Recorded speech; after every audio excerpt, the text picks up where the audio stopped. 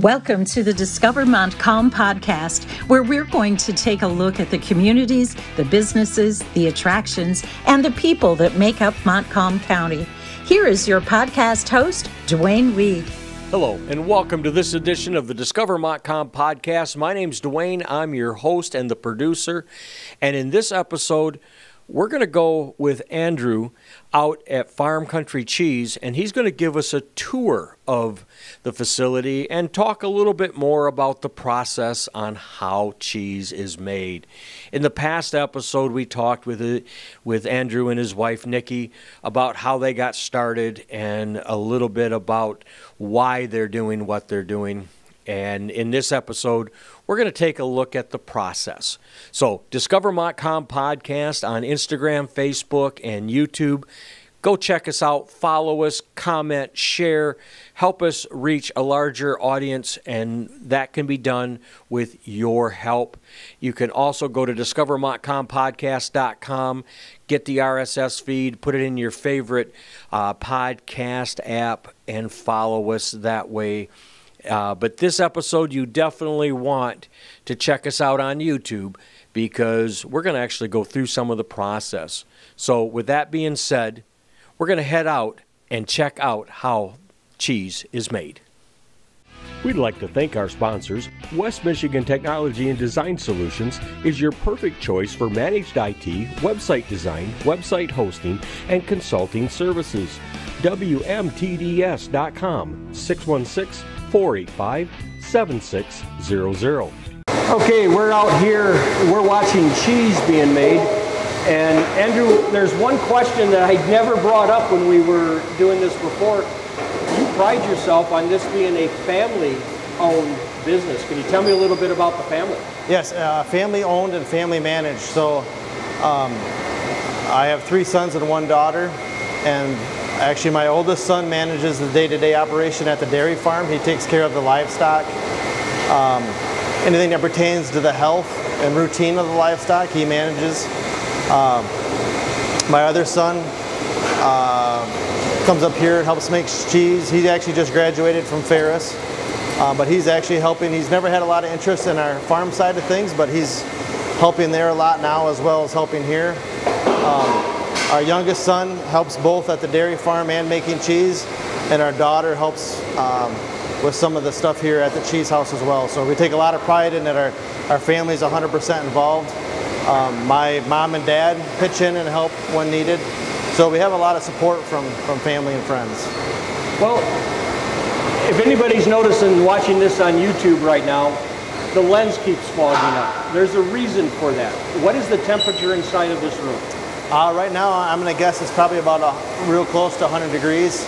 Humidity is probably about 90–92%. So we can't, with having open vats, we don't want to have any sort of temperature controlled air conditioning here. So it can get rather hot in here in the summer months, for sure. And I know that when we came in, I had to scrub in just like I was a surgeon. Yes. So it's very important. Hair nets.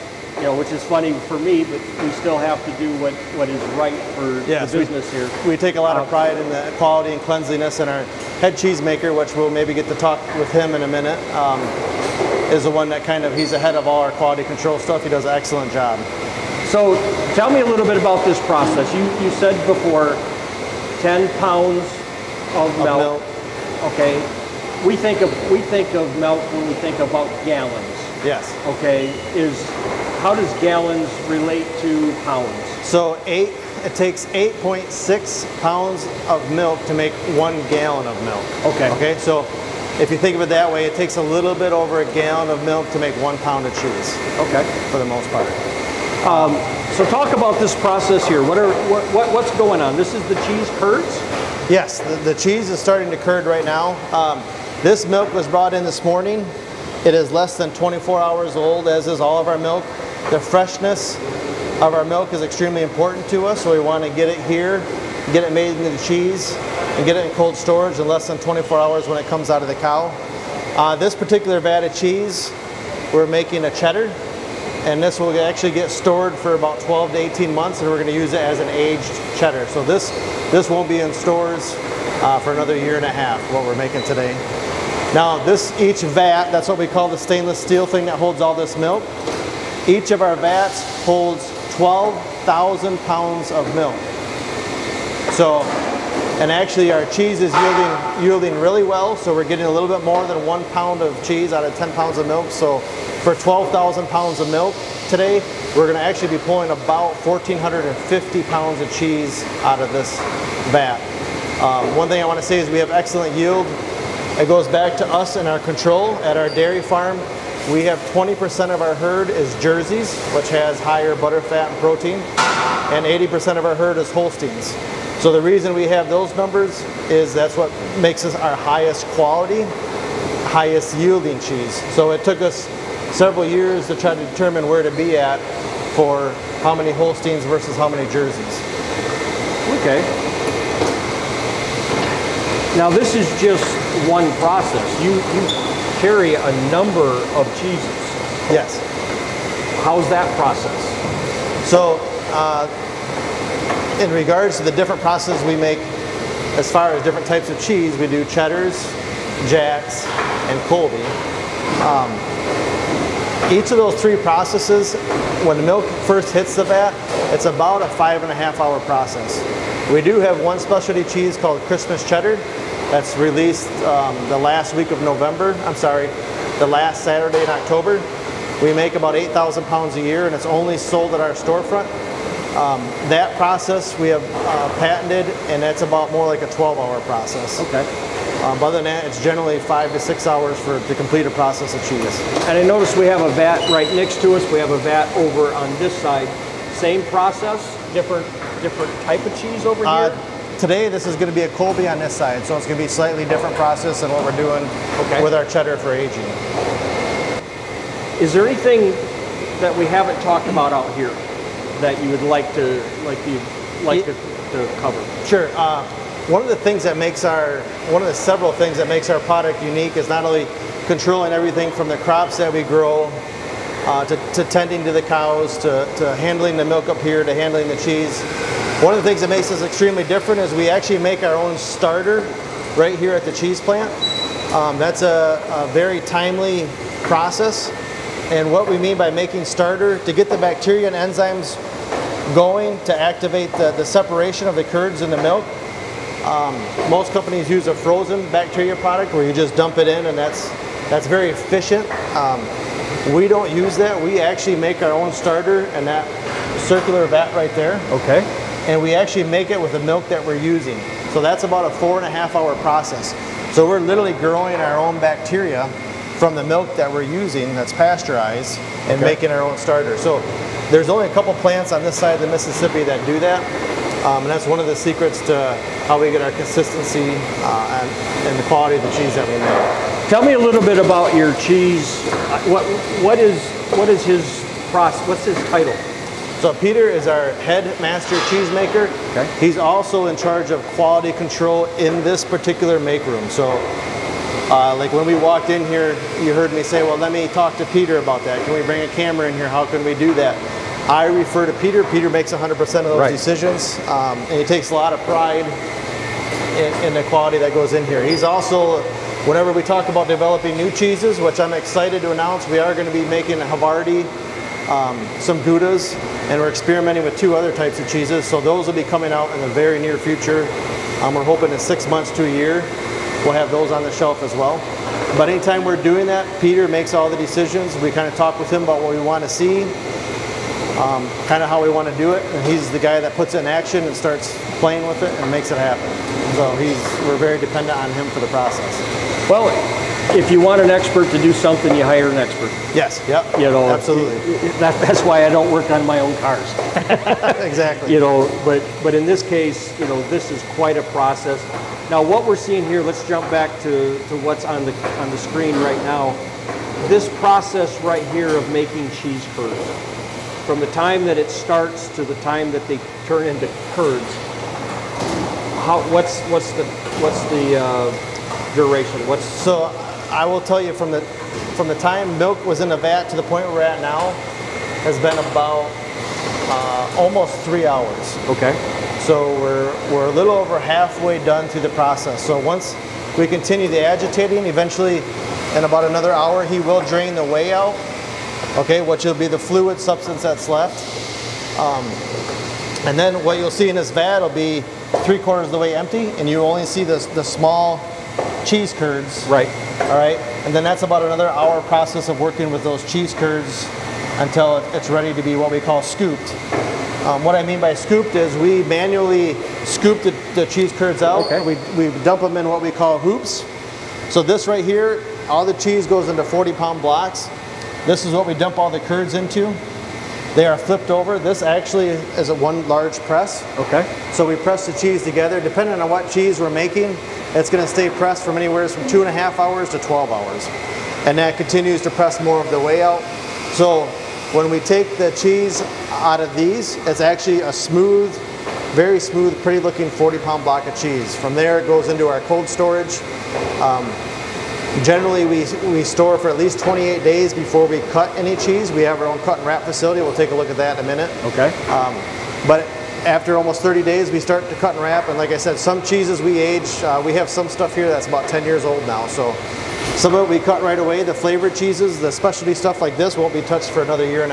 Wow. So and in the 1.5-year process, this will be tested several times for quality as it's being stored. So what you're selling today could have been a year, 1.5 or longer. Sure.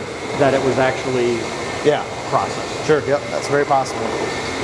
So it's not that you just go from here and put it out on the retail. Yes. Hey, I can go home and not do any more work today because I just learned something new. One thing I want to mention about the whey, we talked about draining it. So there's a lot of byproduct here in the whey, right? Okay. What we do with that whey is we bring a load of milk up here, and our semi hauls this whey back to our dairy farm. So whey has a lot of nutrients in it, has a lot of protein, has some sugars in it, some important minerals. We actually store that in big tanks at our farm, and we feed that to our cows every day. It's actually a very valuable nutrient feed source for our cows. What we don't feed to our cows, we sell to local farmers up here as fertilizer. So there's a lot of value in this product, and it's kind of it's like a full revolution. This product gets reused again, kind of recycled at our farm. So recycling is number one. Yes. There's very, very little waste. Yes, that's our goal. That's your goal. We'd like to thank our sponsors. Custom Vinyl Signs and Busy Bee Embroidery and Gifts is your one-stop shop for embroidery, vinyl, screen printing, and engraving needs. Go to cvsdbusybees.com or call 989-261-7446. This is the packaging room Yes. and the cut room, right? Yes. Is what you said? Cut and wrap. Yes. Cut and wrap.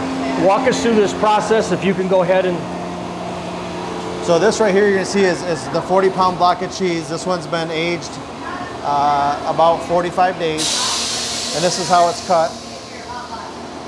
Right now we're doing what we call 1-pound prints, meaning it's going to be cut into several 1-pound pieces of cheese.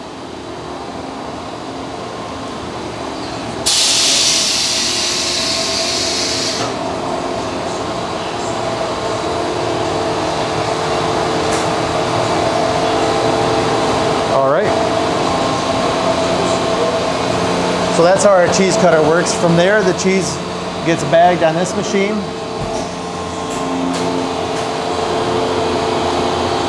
And then sealed on that machine. The cheese that you're seeing cut right here today, we're actually excited. This is going to Food Banks of Michigan. We work very closely with them to help supply local food banks, to help the people in need with cheese as well. So that's what this is going towards. Okay. So this is definitely a team effort. Yeah, you know, one thing we started during COVID, we had a lot of milk that we made a lot of cheese, but the restaurants closed. It really affected our business. But we decided we did not want to dump any milk at our farm, so we continued to make cheese. And to kind of work through that, we were able to donate just under 100,000 pounds of cheese to local food banks. We had several local businesses, once they found out we were doing that, kind of help chip in to help with financially doing that. Oh, that's wonderful. So we had no milk that went to waste, and we were able to help a lot of people in need during the COVID crisis. So that's kind of how our partnership with the food bank started. Okay. Now from this process, what is next? So from here it goes into what we call the steam machine. So that actually steams up to about 180 degrees. And what that does is, in fact, let me grab a package.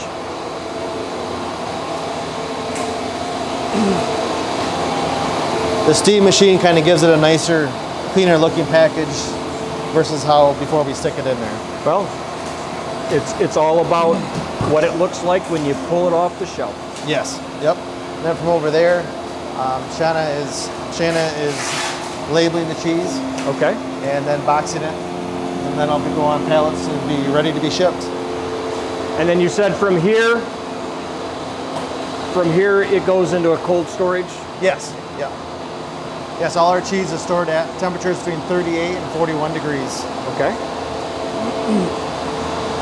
Well, the one thing that I found really interesting today is the idea that the cheese that we're eating today is stuff that was made a year or better ago. A lot of it has to age. Like I said, a lot of our jacks, especially our flavored jacks, are very flavorful at 28 days already. So some of those flavored cheeses are probably more like 45 to 120 days old when you see them in the store. Okay. Well, I want to thank you for taking the time to walk us through the history of the business, kind of how you guys both got involved, that it's family run.